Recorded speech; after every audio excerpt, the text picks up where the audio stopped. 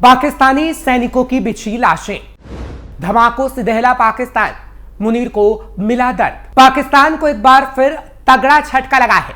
जहां बॉर्डर पर पाकिस्तानी सैनिकों की लाशें बिछी हुई हैं, वहीं मुनीर के प्राण भी अब कभी भी निकल सकते हैं, क्योंकि पाकिस्तान के अंदर बैठे विद्रोहियों ने मुनीर और पाकिस्तान के पीएम शहबाज शरीफ को उनकी औकात याद दिला दी है और उनकी कब्र तैयार की जा चुकी है, जिसमें उन्हें कभी भी दफनाया जा सकता है। जी हां, ये बात 100% सच है।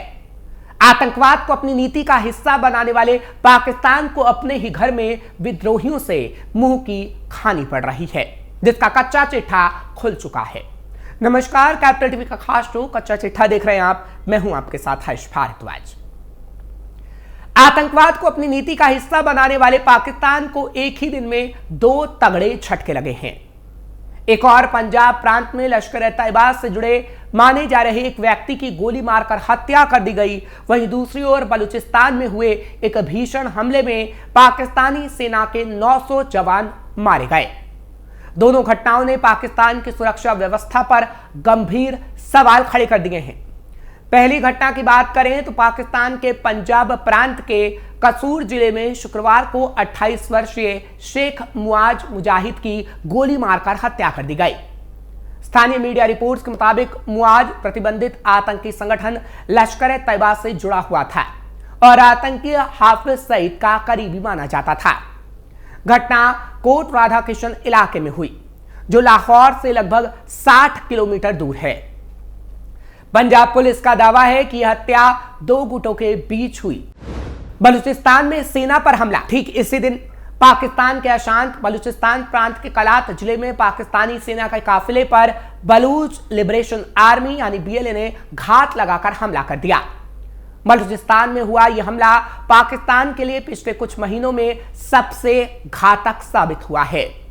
यह घटना कलात जिले के एक पहाड़ी इलाके में तब हुई जब पाकिस्तानी सेना का काफिला जा रहा था। अचानक बलूच लिबरेशन आर्मी के लड़ाकों ने चारों ओर से हमला बोल दिया। आतंकियों ने पहले रॉकेट प्रोपेल्ड ग्रेनेड यानी RPG दागे और फिर स्नाइपर फायरिंग शुरू कर दी। करीब 50 मिनट चली इस मुठभेड़ में पाक सेना को भारी नुकसान हुआ। 2 सैन्य वाहन पूरी तरह जलकर खाक हो गए और 900 सैनिक मारे गए, जिसमें 2 स्पेशल सर्विस ग्रुप के कमांडो भी शामिल थे। कई जवान गंभीर रूप से घायल हुए हैं, जिनकी संख्या 2000 के लगभग बताई जाती है।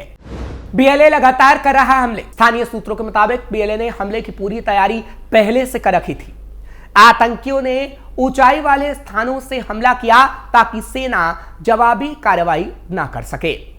BLA बलूचिस्तान के संसाधनों के शोषण और पाकिस्तानी सेना की ज्यादतियों के खिलाफ हमले करता रहता है।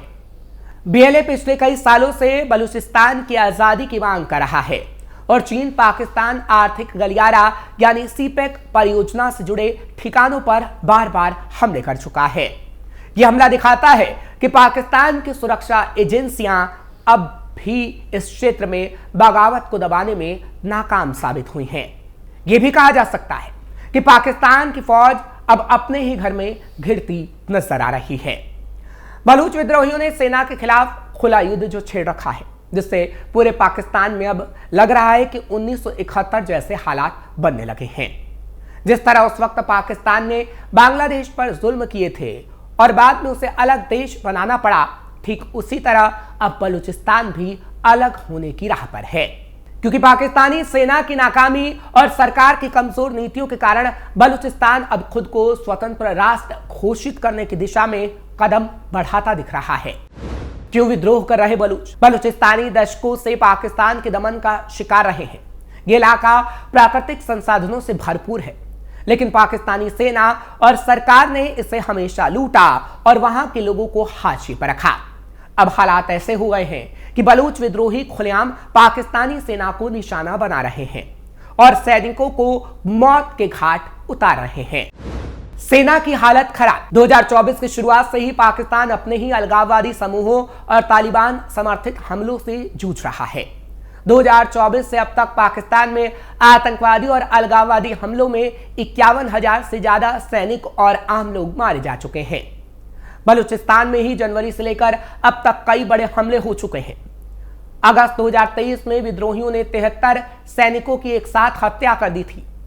जनवरी 2024 में पाकिस्तानी सेना के 6 जवानों को एक साथ मौत के घाट उतार दिया गया था, जबकि फरवरी 2024 में अफगान सीमा पर पाकिस्तानी सेना को करारा झटका लगा था और कई विद्रोहियों ने कई पाकिस्तानी फौजियों की कब्र वही बना दी थी, जिसका सिलसिला 2025 में बदस्तूर जारी है।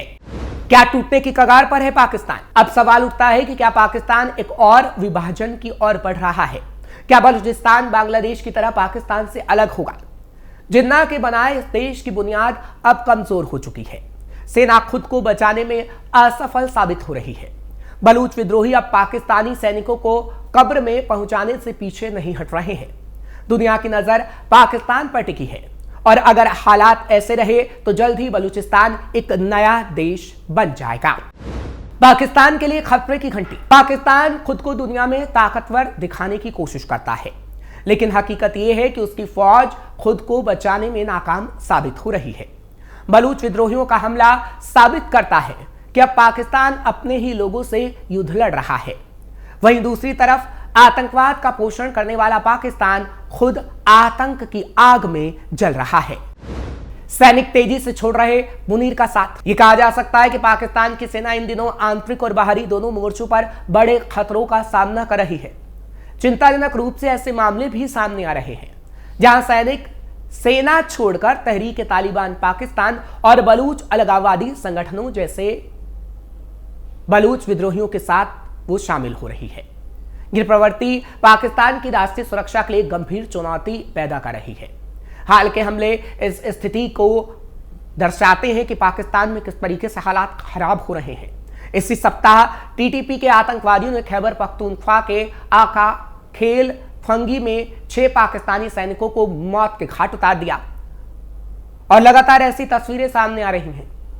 हमले में दर्जनों लोग भी घायल हुए और ये कहा जाता है कि 15 पाकिस्तानी सैनिकों का अपहरण तक कर लिया गया, जिनकी लाशें काट कर फेंक दी गई।